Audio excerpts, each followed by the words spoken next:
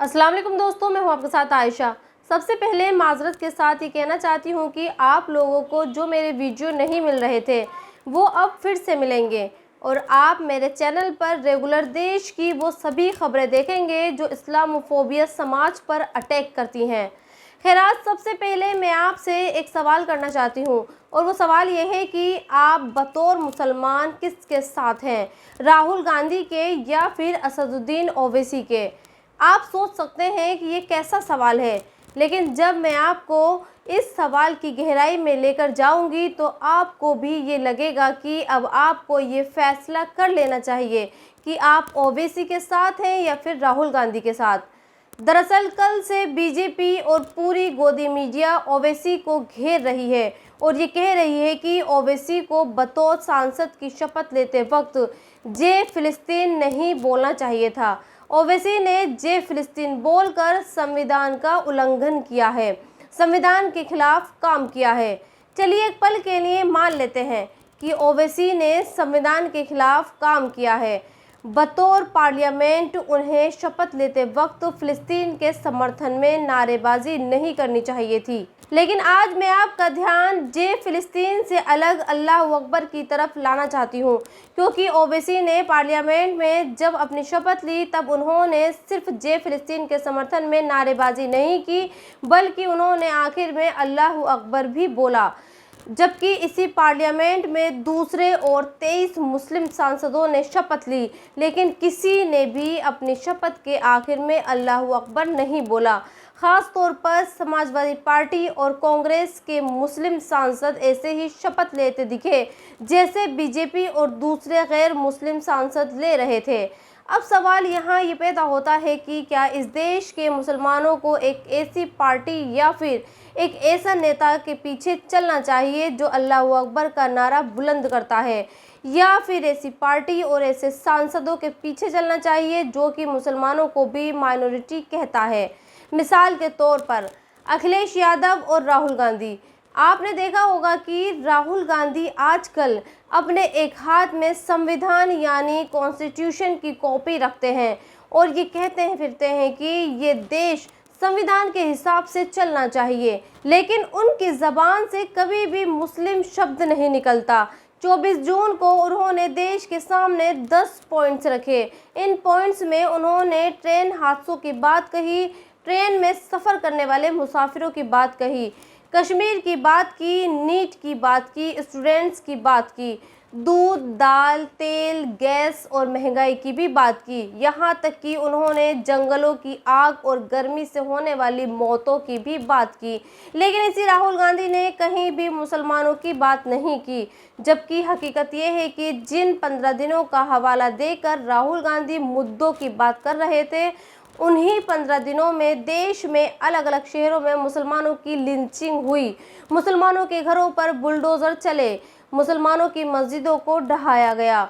चलिए सिलसिलेवार तरीके से मैं आपको बताती हूँ कि दूध और तेल की बात करने वाले राहुल गांधी और दूसरे सेक्युलर नेताओं ने कैसे मुसलमानों के साथ हो रहे जुल्म पर आंखें मूंदी हैं। इन्हीं 15 दिनों में उत्तर प्रदेश और मध्य प्रदेश में मुसलमानों के घरों पर बुलडोज़र चलाए गए। इन्हीं 15 दिनों में अलीगढ़, छत्तीसगढ़ और दूसरे कई शहरों में मुसलमानों की लिंचिंग की गई और इन्हीं 15 दिनों में हिमाचल प्रदेश में एक मुस्लिम की दुकान पर हमला किया गया, उसे गिरफ्तार किया गया। लेकिन राहुल गांधी की ज़ुबान से एक लफ्ज़ तक नहीं निकला, जबकि हिमाचल में कांग्रेस की ही सरकार है और जिस जावेद नाम के शख्स की दुकान में तोड़फोड़ की गई उसके बारे में अब ये साबित हो चुका है कि उसने गोकशी नहीं की थी। बावजूद इसके राहुल गांधी खामोश हैं। राहुल गांधी की जुबान से मुस्लिम शब्द नहीं निकल रहा है। आज पूरे कांग्रेसी इस बात पर खुश हैं कि राहुल गांधी को नेता प्रतिपक्ष चुन लिया गया है, यानी संसद में राहुल गांधी विपक्ष को रिप्रेजेंट करेंगे। लेकिन शंका और शक इस बात का है कि क्या राहुल गांधी की जुबान से मुसलमान शब्द निकलेगा? क्या राहुल गांधी देश में हो रही लिंचिंग के खिलाफ कुछ बोलेंगे या फिर वो सॉफ्ट हिंदुत्व के चक्कर में मुसलमानों की लिंचिंग देखते रहेंगे? आज सुबह ही ये खबर आती है कि असम में दो मुस्लिम युवकों का एनकाउंटर इसलिए कर दिया गया क्योंकि ये दो मुस्लिम नौजवान सरकारी तालाब में मछलियां पकड़ रहे थे। सोचिए आज हमारे देश में कैसे हालात हैं, लेकिन इन हालातों पर कोई भी पॉलिटिकल पार्टी बोलने को तैयार नहीं है और जो पॉलिटिकल पार्टी और नेता खुलकर बोलता है उस पर बीजेपी की बी टीम होने का ठप्पा लगा दिया जाता है। और हैरानी की बात यह है कि मुसलमान भी उस पर यकीन नहीं कर पाते और भर भर कर अपने आगे दरी बिछवाने वाली कांग्रेस और समाजवादी पार्टी को वोट देते हैं। और इसीलिए गोदी मीडिया के एंकर भी टीवी पर बैठकर ये साबित करने में लग जाते हैं कि ओवैसी ने संसद में फिलिस्तीन का नाम लेकर संविधान के खिलाफ काम किया है और उनके इस नारे को संसद की रिकॉर्डिंग से हटा दिया जाता है। लेकिन यही गोदी सरकार के फिलिस्तीन के लिए नज़रिए को नहीं दिखाती।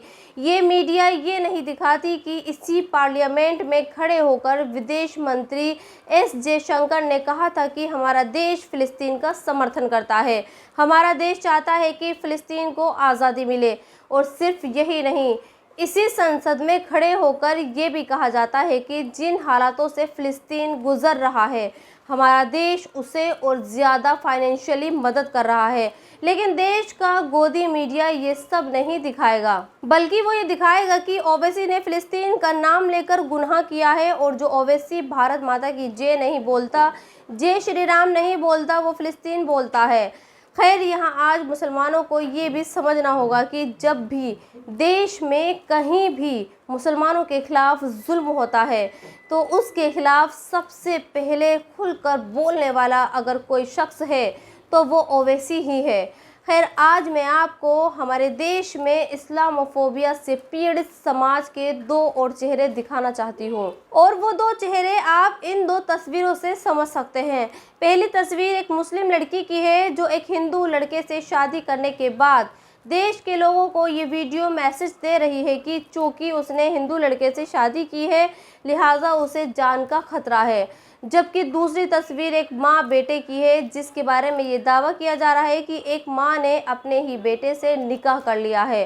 ये दोनों ही खबरें इस्लामोफोबिया पीड़ित समाज का चेहरा दिखाती हैं। एक मुस्लिम लड़की ने हिंदू लड़के से शादी की तो इसी समाज को ये लग रहा है कि लड़की की घर वापसी हुई है, जबकि यही समाज एक माँ और बेटे के बीच के प्यार और मोहब्बत को निकाह बता रहा है।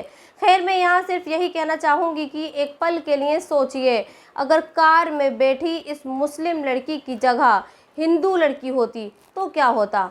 हमने ये देखा है कि ऐसा होने पर पुलिस और प्रशासन उसके पीछे पड़ जाता है, उसके घर पर बुलडोज़र चला दिया जाता है। और हाँ, इस वीडियो के आखिर में मैं आपको दो तस्वीरें और दिखाना चाहती हूँ। ये तस्वीरें उमर खालिद और शर्जिल इमाम की हैं। ये तस्वीरें इसीलिए दिखा रही हूँ क्योंकि आजकल बीजेपी वाले इमरजेंसी का ढोल पीट रहे हैं और ये कह रहे हैं कि देश में लोकतंत्र को ख़त्म बीजेपी ने नहीं बल्कि इंदिरा गांधी ने किया था। मैं इंदिरा गांधी के बारे में तो नहीं जानती, लेकिन हाँ मैंने ये देखा है कि कैसे शर्जिल इमाम और उमर खालिद कई सालों से जेल में बंद हैं और ये दिखाता है कि 50 साल पहले इंदिरा गांधी ने एलानिया इमरजेंसी लगाई थी, लेकिन आज देश में अनडिक्लेयर्ड इमरजेंसी लगी हुई है और ये इमरजेंसी सिर्फ मुसलमानों के खिलाफ लगी हुई है। तो दोस्तों इस वीडियो में इतना ही। आप भी अपना बहुत बहुत ख्याल रखें और मेरे चैनल को सब्सक्राइब ज़रूर कर दें। शुक्रिया। हाँ जाते जाते आपको एक और वीडियो दिखाती हूँ।